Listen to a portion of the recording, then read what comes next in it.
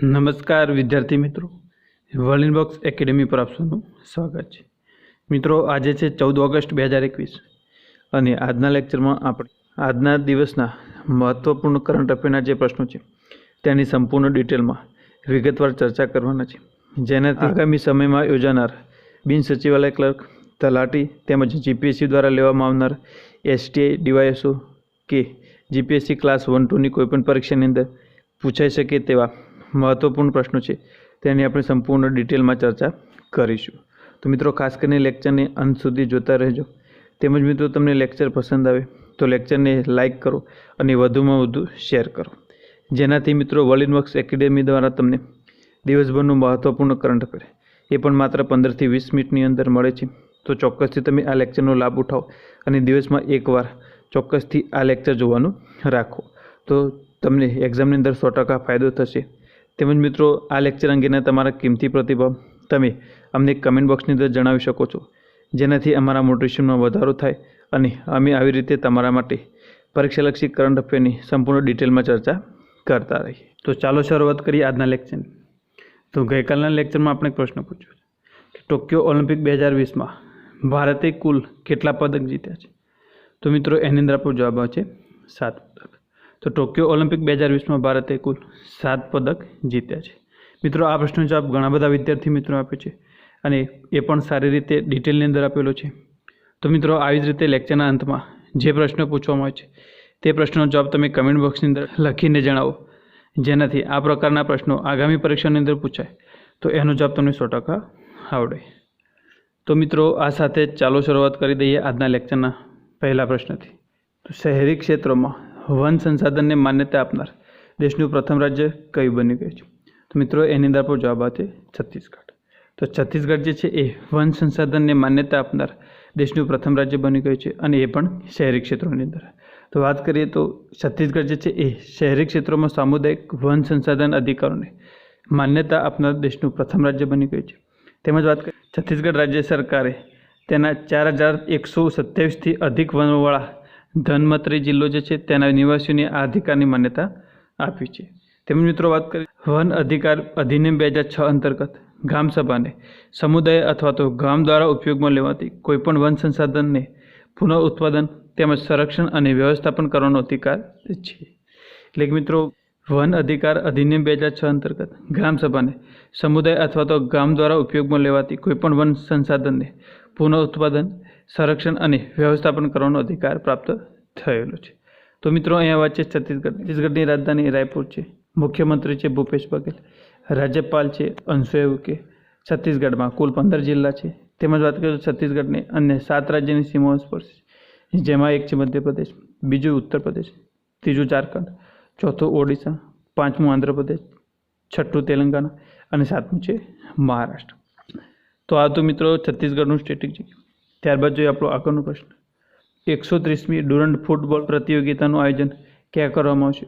તો મિત્રો, એની અંદર આપણો જવાબ આવે છે કલકત્તા ખાતે। તો 130મી ડુરન્ડ ફૂટબોલ પ્રતિયોગિતા છે તેનું આયોજન કલકત્તા ખાતે કરવામાં છે। મિત્રો, આ પ્રતિયોગિતામાં સેનાની 4 ટીમો સહિત દેશની અન્ય 16 ટીમો ભાગ લેશે। તેમજ વાત કરીએ તો ડુરન્ડ જે છે એ વિશ્વની ત્રીજી અને એશિયાની સૌથી જૂની ફૂટબોલ ટુર્નામેન્ટ છે। એટલે કે મિત્રો, આ ટુર્નામેન્ટ છે તેની અંદર સેનાની 4 ટીમો સહિત દેશની અન્ય 16 જેટલી ટીમો ભાગ લેશે। આ ડુરન્ડ ટુર્નામેન્ટ જે છે તે વિશ્વની ત્રીજી અને એશિયાની સૌથી જૂની ફૂટબોલ ટુર્નામેન્ટ છે। તેમજ વાત કરીએ તો આ ટુર્નામેન્ટ પહેલીવાર 1888માં હિમાચલ પ્રદેશના ડાકશાહીમાં આયોજિત કરવામાં આવી હતી। એટલે કે મિત્રો, આ ટુર્નામેન્ટ જે છે તેનું પહેલીવાર આયોજન 1888માં હિમાચલ પ્રદેશના ડાકાશાહીમાં કરવામાં આવ્યું હતું। ત્યારબાદ જોઈએ મિત્રો આપણો નેક્સ્ટ પ્રશ્ન, તો તાજેતરમાં ભારત અને કયા દેશ વચ્ચે અલ મોહદ અલ હિન્દી 2021 નામનો નૌસૈનિક અભ્યાસ શરૂ થયો છે? તો મિત્રો, એની અંદર આપણો જવાબ આવશે સાઉદી અરબ। તો તાજેતરમાં ભારત અને સાઉદી અરબની નૌસેના વચ્ચે અલ મોહદ અલ હિન્દી 2021 નામનો એક નૌસૈનિક અભ્યાસ શરૂ થયો છે। વાત કરીએ એના વિશે, આ અભ્યાસમાં ભારતીય નૌસેનાના INS કોચીએ ભાગ લીધો છે। તેમજ તાજેતરમાં ભારતીય નૌસેનાએ સંયુક્ત આરબ અમીરાત સાથે જાયદ તલવાર 2021 નામનો પણ નૌસૈનિક અભ્યાસ કર્યો છે।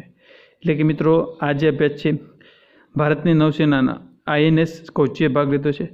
તેમજ મિત્રો, આ પહેલાં ભારત અને સંયુક્ત આરબ અમીરાતની નૌસેનાએ જાયદ તલવાર 2021 નામનો એક નૌસૈનિક અભ્યાસ પણ કર્યો છે। તો મિત્રો આ અભ્યાસ જે છે એ તમારા માટે ખૂબ જ અગત્યનો છે। ત્યારબાદ જોઈએ આપણો આગળનો પ્રશ્ન। તો પ્રથમ હિમાલયન ફિલ્મ મહોત્સવની મેજબાની કોણ કરશે? તો મિત્રો એની અંદર આપણો જવાબ આવશે લદ્દાખ। પ્રથમ હિમાલયન ફિલ્મ મહોત્સવની મેજબાની લદ્દાખ કરશે। તો વાત કરીએ એના વિશે, તો હિમાલયન ફિલ્મ મહોત્સવ 2021નું આયોજન કેન્દ્રીય સૂચના અને પ્રસારણ મંત્રાલય દ્વારા 24 થી 28 સપ્ટેમ્બર દરમિયાન લદ્દાખના લેહ ખાતે કરવામાં આવશે।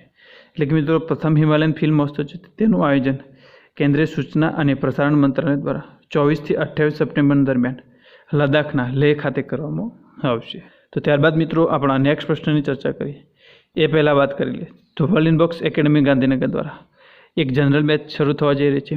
તો મિત્રો આ બેચ જે છે એનું આયોજન 18/8/2021થી શરૂ થશે અને જેનો સમય 10:30 થી 12:30 રહેશે। તેમજ મિત્રો આ બેચમાં તમને તલાટી, junior clerk, senior clerk, office assistant, PSI, ASI, constable સહિતની તમામ પરીક્ષાઓ માટેની તૈયારી કરવામાં આવશે। તેમજ મિત્રો આ બેચ વિશે વધુ માહિતી માટે તમે આપણા હેલ્પલાઇન નંબર 7575061818 પર કોલ અથવા તો મેસેજ કરીને માહિતી મેળવી શકો છો। તો મિત્રો આ હતી માહિતી આપણા વર્લિન બોક્સ એકેડમી ગાંધીનગર દ્વારા શરૂ થવા જઈ રહેલ એક જનરલ બેચ વિશેની। ત્યારબાદ જોઈએ આપણો આગળનો પ્રશ્ન। તો ભારતના કયા રાજ્યમાં બનાવવામાં આવી રહેલા રાષ્ટ્રીય સમુદ્ર વિરાસત પરિસરને આંતરરાષ્ટ્રીય પ્રવાસન સ્થળના રૂપમાં વિકસિત કરવાની જાહેરાત કરવામાં આવી છે? તો મિત્રો એની અંદર જવાબ છે ગુજરાત। તો તાજેતરમાં જ આપણા ગુજરાતની અંદર બનાવવામાં આવી રહેલા રાષ્ટ્રીય સમુદ્ર વિરાસત પરિસરને એક આંતરરાષ્ટ્રીય પ્રવાસન સ્થળના રૂપમાં વિકસિત કરવાની જાહેરાત કરવામાં આવી છે। તો વાત કરીએ એના વિશે, તો ગુજરાતના લોથલમાં બની રહેલા એક સમુદ્ર વિરાસત પરિસરને આંતરરાષ્ટ્રીય પ્રવાસન સ્થળ તરીકે વિકસિત કરવામાં આવશે। તેમ મિત્રો આનો ઉપયોગ ભારતીય સમુદ્રી વિરાસતને પ્રદર્શિત કરવા માટે કરવામાં આવશે અને જે 400 હેક્ટર વિસ્તારને આવરી લેશે। એટલે કે મિત્રો આ જે પરિસર બનાવવામાં આવ્યો છે તે આપણી ભારતીય સમુદ્રી વિરાસત જે છે એને પ્રદર્શિત કરશે અને આ પરિસરને 400 હેક્ટર વિસ્તારમાં બનાવવામાં આવી રહ્યું છે। તો મિત્રો અહીંયા વાત છે ગુજરાતની।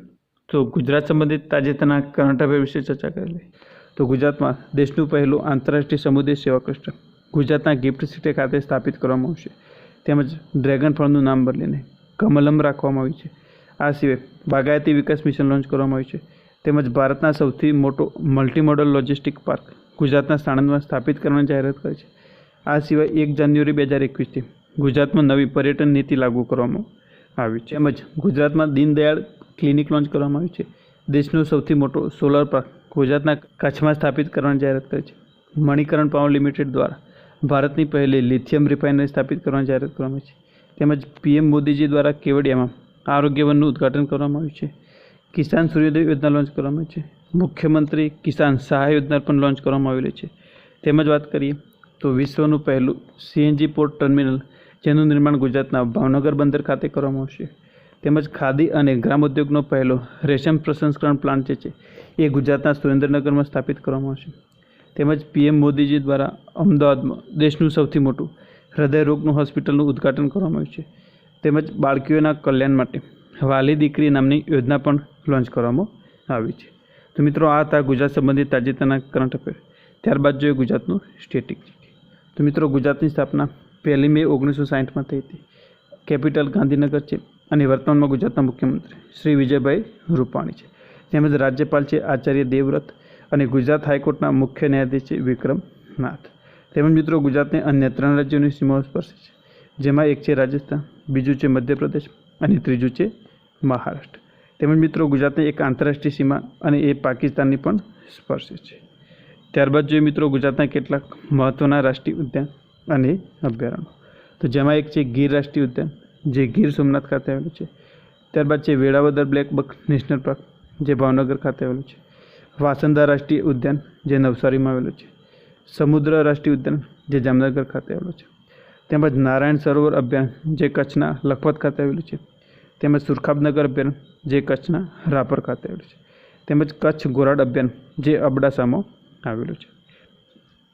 તો મિત્રો આ હતા ગુજરાતના કેટલાક મહત્ત્વના રાષ્ટ્રીય ઉદ્યાન જે તમારી પરીક્ષા માટે ખૂબ જ ઉપયોગી સાબિત થઈ શકે છે। ત્યારબાદ જોઈએ મિત્રો આપણો આગળનો પ્રશ્ન। તો તાજેતરમાં કયા રાજ્યના રાજ્યપાલ BD મિશ્રાને મિઝોરમના રાજ્યપાલ તરીકેનો વધારો હવાલો સોંપવામાં આવ્યો છે? તો મિત્રો એની અંદર પણ જવાબ આવે છે અરુણાચલ પ્રદેશ। તો તાજેતરમાં જ અરુણાચલ પ્રદેશના રાજ્યપાલ BD મિશ્રાને મિઝોરમ રાજ્યના રાજ્યપાલ તરીકેનો વધારાનો હવાલો સોંપવામાં આવ્યો છે। ત્યારબાદ જોઈએ મિત્રો આપણો આગળનો પ્રશ્ન, તો તાજેતરમાં વિશ્વ હાથી દિવસ ક્યારે મનાવવામાં આવે? તો મિત્રો એમાં જવાબ આવશે 12 ઓગસ્ટ। તો તાજેતરમાં જ 12 ઓગસ્ટના રોજ વિશ્વ હાથી દિવસ મનાવવામાં આવ્યો। વાત કરીએ એના વિશે, તો વિશ્વ હાથી દિવસની મનાવવા પાછળનો ઉદ્દેશ છે કે હાથીઓના સંરક્ષણ અંગે લોકોમાં જાગૃતિ ફેલાવી અને જંગલી તેમજ બંદી બનાવેલા હાથીઓ જે છે તેમના સંરક્ષણ તેમજ તેમના વ્યવસ્થાપન અંગે લોકોમાં જાગૃતિ ફેલાવી। તેમજ મિત્રો વાત કરીએ તો વિશ્વ હાથી દિવસ મનાવવાની શરૂઆત 12 ઓગસ્ટ 2012થી કરવામાં આવી હતી। એટલે કે મિત્રો દર વર્ષે 12 ઓગસ્ટના રોજ વિશ્વ હાથી દિવસ મનાવવામાં આવે છે। તો વિશ્વ હાથી દિવસ મનાવવા પાછળનો ઉદ્દેશ હાથીઓના સંરક્ષણ અંગે લોકોમાં જાગૃતિ ફેલાવી તેમજ બંદી બનાવેલા અને જંગલી હાથીઓ છે તેમનું રક્ષણ કરવું અને તેમના વ્યવસ્થાપન અંગે લોકોને જાગૃત કરવા। તેમજ મિત્રો વિશ્વ હાથી દિવસ મનાવવાની શરૂઆત 12 ઓગસ્ટ 2012થી કરવામાં આવી હતી। ત્યારબાદ જોઈએ આપણો આગળનો પ્રશ્ન, તો તાજેતરમાં કયા દેશે ડિજિટલ વેક્સિન પાસપોર્ટ લોન્ચ કરવાની જાહેરાત કરી છે? તો મિત્રો એની અંદર પણ જવાબ આવશે કેનેડા। તો તાજેતરમાં જ કેનેડા દ્વારા ડિજિટલ વેક્સિન પાસપોર્ટ લોન્ચ કરવાની જાહેરાત કરવામાં આવી છે। ત્યારબાદ મિત્રો આપણા નેક્સ્ટ પ્રશ્નની ચર્ચા કરીએ એ પહેલાં વાત કરી લઈએ, તો વર્લ્ડ ઇનબોક્સ એકેડેમી ગાંધીનગર દ્વારા GPSC 2022 માટે એક સ્પેશિયલ બેચનું આયોજન કરવામાં આવ્યું છે અને આ બેચ 16 ઓગસ્ટ 2021થી શરૂ થવા જઈ રહી છે, જેનો સમય 3:30થી 5:30નો રહેશે। તો મિત્રો આ બેચ વિશે વધુ જાણકારી માટે તમે આપણા હેલ્પલાઇન નંબર 7575061818 પર કોલ કરીને માહિતી મેળવી શકો છો। તો મિત્રો આ હતી માહિતી GPSC 2022 માટે શરૂ થવા જઈ રહી બેચ વિશેની। ત્યારબાદ જોઈએ આપણો નેક્સ્ટ પ્રશ્ન, તો તાજેતરમાં બંગાસ આવામ મેળાનું ઉદ્ઘાટન ક્યાં કરવામાં આવ્યું છે? તો મિત્રો એની અંદર આપણો જવાબ આવે છે જમ્મુ કાશ્મીર। તો તાજેતરમાં જમ્મુ કાશ્મીરમાં બંગાસ આવામ મેળાનું ઉદ્ઘાટન કરવામાં આવ્યું છે। ત્યારબાદ નેક્સ્ટ પ્રશ્ન જોઈએ, તો તાજેતરમાં આંતરરાષ્ટ્રીય યુવા દિવસ ક્યારે મનાવવામાં આવ્યો? તો મિત્રો એની અંદર આપણો જવાબ આવે છે 12 ઓગસ્ટ। તો તાજેતરમાં જ 12 ઓગસ્ટના રોજ આંતરરાષ્ટ્રીય યુવા દિવસ મનાવવામાં આવ્યો છે। મિત્રો 12 ઓગસ્ટના રોજ આંતરરાષ્ટ્રીય યુવા દિવસ તેમજ વિશ્વ હાથી દિવસ પણ મનાવવામાં આવે છે। ત્યારબાદ જોઈએ આપણો આગળનો પ્રશ્ન, તો કાજીરંગા રાષ્ટ્રીય ઉદ્યાન સેટેલાઇટ ફોનનો ઉપયોગ કરવાવાળું દેશનું પ્રથમ રાષ્ટ્રીય ઉદ્યાન બન્યું છે। તો મિત્રો આ કાજીરંગા રાષ્ટ્રીય ઉદ્યાન છે કયા રાજ્યમાં આવેલું છે? તો મિત્રો એની અંદર આપણો જવાબ છે આસામ। તો તાજેતરમાં જ આસામના કાજીરંગા રાષ્ટ્રીય ઉદ્યાન જે છે એ સેટેલાઇટ ફોનનો ઉપયોગ કરવાવાળું દેશનું પ્રથમ રાષ્ટ્રીય ઉદ્યાન બન્યું છે। ત્યારબાદ જોઈએ આગળનો પ્રશ્ન, તો 21 ઓગસ્ટ 2021ના રોજ ક્વાડ દેશો વચ્ચે કયો અભ્યાસ શરૂ થશે? તો મિત્રો એની અંદર પણ જવાબ છે માલાબાર 2021। 21 ઓગસ્ટ 2021થી ક્વાડ દેશો વચ્ચે માલાબાર 2021 અભ્યાસ શરૂ થશે। ત્યારબાદ જોઈએ મિત્રો આગળનો પ્રશ્ન, તો આપણો પ્રશ્ન છે કે અમદાવાદ શહેરનું નામ કોના પરથી પડ્યું છે? તો મિત્રો આ પ્રશ્નનો જવાબ તમને આવડે છે તો ચોક્કસથી એકવાર કમેન્ટ બોક્સની અંદર લખીને જણાવો, કારણ કે મિત્રો આ પ્રકારના પ્રશ્નો ક્લાસ 3ની એક્ઝામની અંદર પૂછાતા હોય છે। તો તમે આ પ્રશ્નનો જવાબ કમેન્ટ બોક્સની અંદર લખીને જણાવશો તો એનો જવાબ તમને યાદ રહી જશે અને ફરીથી કોઈપણ એક્ઝામની અંદર આ પ્રકારનો પ્રશ્ન પૂછાય તો એનો જવાબ તમને 100% આવડશે। તો મિત્રો આ સાથે જ આજના દિવસભરના કેટલાક મહત્વપૂર્ણ કરંટ અફેરના પ્રશ્નો હતા તેની આપણે સંપૂર્ણ ડિટેલમાં તેમજ પરીક્ષાલક્ષી ચર્ચા કરી છે, જેનાથી આગામી પરીક્ષાઓની અંદર કરંટ અફેરનો કોઈ પણ પ્રશ્ન પૂછાય તો એનો જવાબ તમને 100% આવડી શકે। તેમજ મિત્રો આપણા કરંટ અફેરના લેક્ચર છે તમને પસંદ આવે તો લેક્ચરને લાઇક કરો અને વધુમાં વધુ શેર કરો, જેનાથી ગુજરાતભરની અંદર તૈયારી કરી રહેલા દરેક વિદ્યાર્થી સુધી વિનામૂલ્યે વર્લ્ડ ઇનબોક્સ દ્વારા દિવસભરનું મહત્વપૂર્ણ કરંટ અફેર તમને માત્રથી 15થી 20 મિનિટની અંદર મળે છે। તો ચોક્કસથી આ લેક્ચરનો લાભ ઉઠાવો। તેમજ મિત્રો આ લેક્ચર અંગેના તમારા કિંમતી પ્રતિભાવ તમે કમેન્ટ બોક્સની અંદર લખીને જણાવવાનું રાખો, જેનાથી અમને મોટિવેશન મળશે। આવી જ રીતે તમારા માટે દિવસભરના પરીક્ષાલક્ષી મહત્વપૂર્ણ કરંટ અફેર છે તેની સંપૂર્ણ ડિટેલમાં ચર્ચા કરતા રહીશું। તેમજ મિત્રો તમે હજુ સુધી આપણી વર્લ્ડ ઇનબોક્સ યુટ્યુબ ચેનલને સબસ્ક્રાઈબ કરી નથી તો તેને હાલ જ સબસ્ક્રાઈબ કરી દો અને બાજુમાં આપેલ બેલ આઇકન પ્રેસ કરો, જેથી વર્લ્ડ ઇનબોક્સ દ્વારા કોઈપણ નવા વિડીયોને અપલોડ કરવામાં આવશે તો એની નોટિફિકેશન તમને સૌથી પહેલાં મળી જશે। તેમજ મિત્રો વર્લ્ડ ઇનબોક્સને તમે વિવિધ સોશિયલ મીડિયા પર પણ ફોલો કરી શકો છો। આ સિવાય વર્લ્ડ ઇનબોક્સ દ્વારા ચલાવવામાં આવી રહેલા વિવિધ સ્પર્ધાત્મક પરીક્ષાઓના કોર્સને પરચેસ કરવા તેમજ કોર્સ વિશેની કોઈપણ પ્રકારની માહિતી માટે તમે આપણા હેલ્પલાઇન પર 8238238787 પર કોલ અથવા તો મેસેજ કરીને માહિતી મેળવી શકો છો। તો મિત્રો આ સાથે જ લેક્ચરની અંત સુધી જોવા માટે આપનો આભાર। ફરીથી મળીએ નેક્સ્ટ લેક્ચરમાં।